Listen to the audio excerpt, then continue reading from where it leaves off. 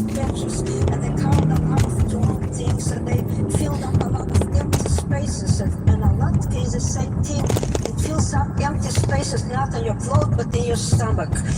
So that is a little patch, a latka. And that's what we're eating. Now we want to know why we have the latka made of potatoes, not any other things. The main important food that the people ate in the Shtetalach was always potatoes, bulbas.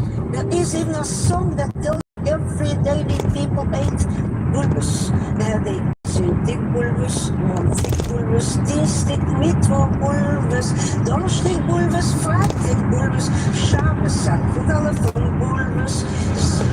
I don't need a cross for my voice, you can see. And it shows you that the people ate bulbas all the time. So what do you think you're going to be the latkes made of? Bulbas, because that was very tasty, very accessible. Now, who discovered the bulba latka? That was easy for me to find out. From my family, my great-grandmother's sister-in-law. You may heard of her. Her name was Chaya. She came from a small town, Kobesha, and everybody knew her because they called her Chaya the latka. She made the most beautiful latkes in the world. She made latkes even in the middle of the year, so they named the Chaya the latka. And because she made some good latkes, I have the recipe. Nobody else has the recipe. And because you came to hear me, I'll share it with you. I take 3 medium-sized potatoes. I take an onion, an egg, and a quarter of a cup of flour. And we take out the old-fashioned food processor.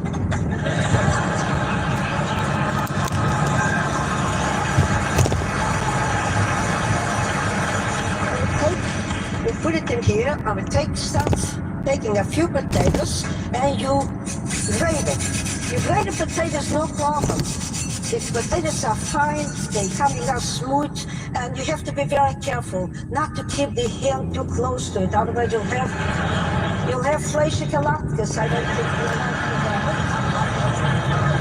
that. And you do take afterwards the onion. That is a little bit harder. You see, every Jewish affair, every joyous occasion, we share tears. It comes to making latkes, that's enough that we have potatoes to grind, so we have to have the onions. So you look away, or put on glasses, or even better, ask your husband to do it for you. Put on the oil, about 2 spoons of oil, make it hot enough. Now, I forgot to tell you that to the latke that you put in things, the forbidden food too, like you put in salt, that's good for high blood pressure. Put in an egg, it's good for cholesterol. So the most important thing when you put in ingredients in, don't tell your doctor what the latke is made of. See, if he doesn't know, it doesn't harm him. And meanwhile, you'll enjoy and have a real good latke. And the latkes is being made already. I have here a ready-made product. So I made it and I have it ready. And you know, I don't like when people call latkes pancake. A pancake is not a latke. A pancake looks like a sick latke. A pancake looks like a latke that has the mumps. Now, we make the latkes and we put it on a plate afterwards, and you can put it as a side dish, but mostly people do it as a main dish. And you serve it as applesauce or sour cream, whatever you want to, it'll go. You can eat it without anything too. Nobody complained yet. Now, you put it afterwards on a paper towel to take out, to absorb the fats. But the most important thing, don't put all the latkes on one plate and put it on the table. People start having it. Nothing will be left. So what you do, you take a big plate and put the latkes and bring over to each one separate and give them a few latkes and move away. Because there will be no end to it. And a little of the latkes you put away for later for yourself and people will get out of your house.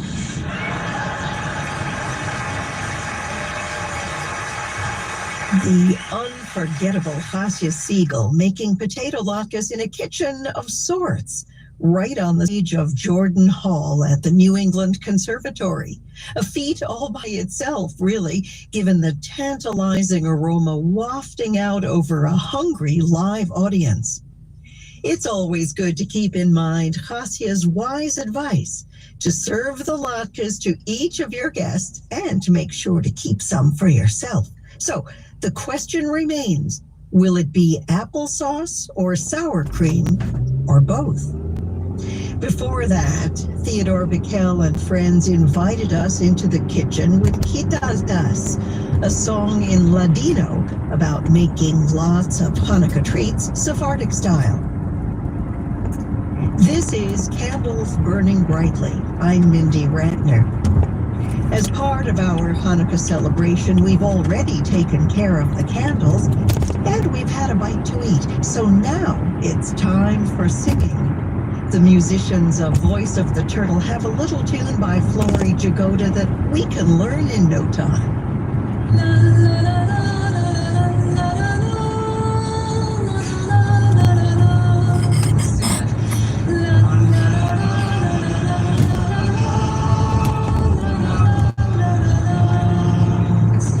The second part is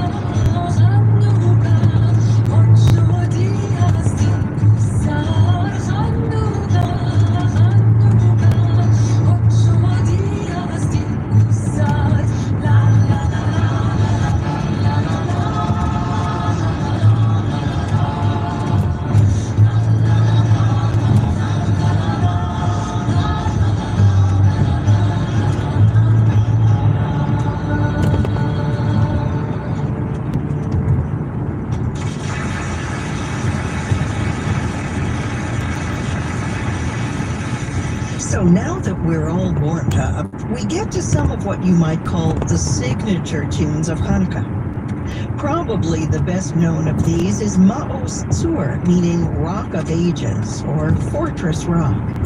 It's one of those texts that exists in a number of different melodic settings. The words are thought to have been written sometime in the 13th century and are attributed to Mordechai ben Yitzchak Halevi, a rabbi and poet who emigrated to mines